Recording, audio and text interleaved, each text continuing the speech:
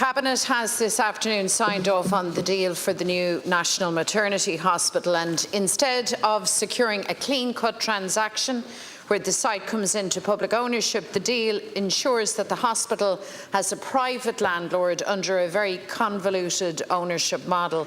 This is the wrong decision, Taoiseach. It falls short of protecting the state's proposed investment of between 800 million and €1 billion of taxpayers' money. It's obvious that the best way to safeguard this investment and to allay public concern is for government to secure the transfer of the land into state ownership, a clear and explicit agreement that ensures that we get a publicly built National Maternity Hospital on publicly owned land. I asked you several times, Taoiseach, together with the Taoiseach and the Minister for Health, to get around the table with the St Vincent's Health Group to convince them to agree to that transfer. I believe that such a high-level government initiative would have yielded success. Yesterday at the Health Committee, the St Vincent's Health Group confirmed that the Sisters of Charity transferred the land to the group without precondition. That means that there was and there is no legal barrier to the land transfer. It is entirely within the gift of the group. Yet, it transpires that far from proactively seeking the best outcome, you and your government made no real effort to secure state ownership of that land.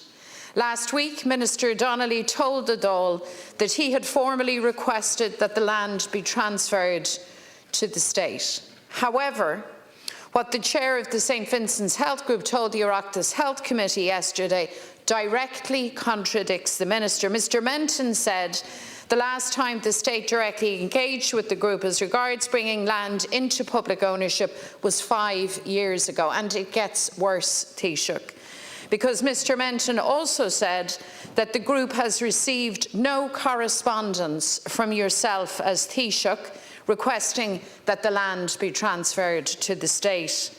This is something that you later confirmed to the media. So we now know that neither you nor the Minister for Health made any serious, any meaningful effort to bring this land into state ownership.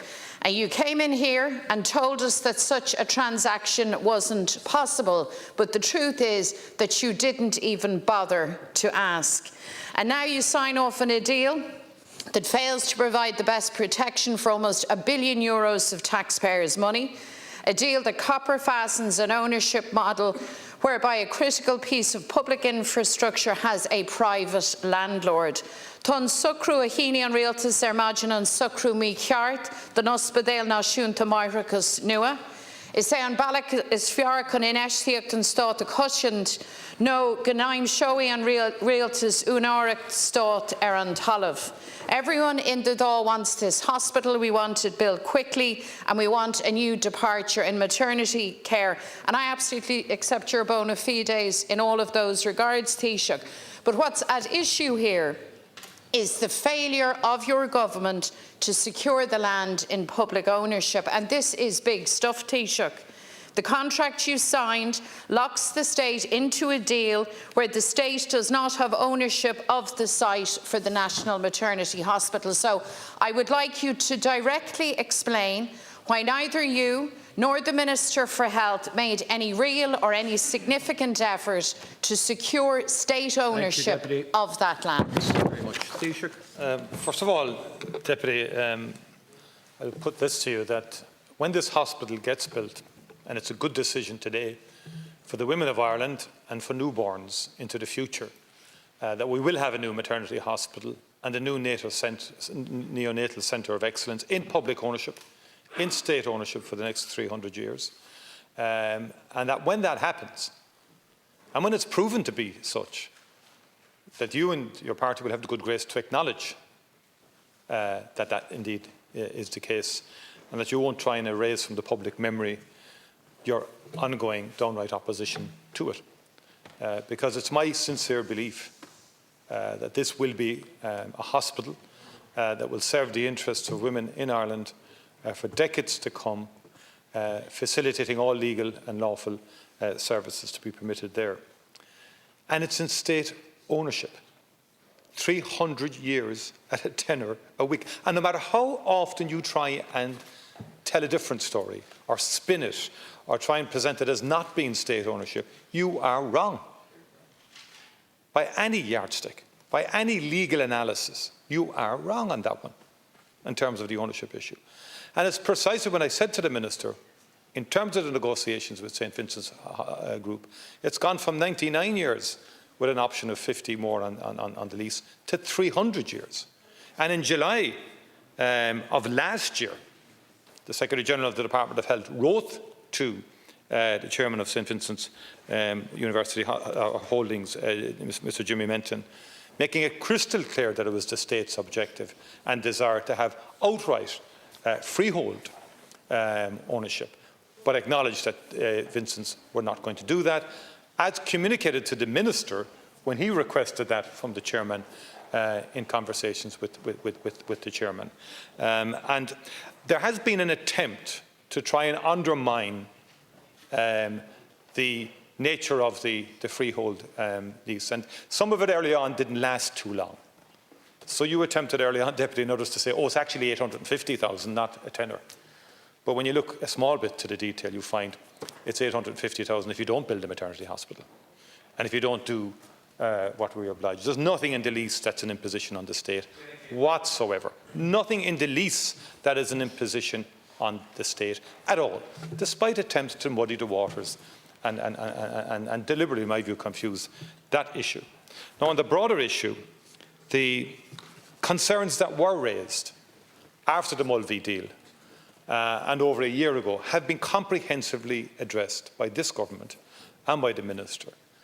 First of all, in terms of the constitution of the new National Maternity Hospital, which is absolutely clear in terms of all lawfully and legally permissible services being made available.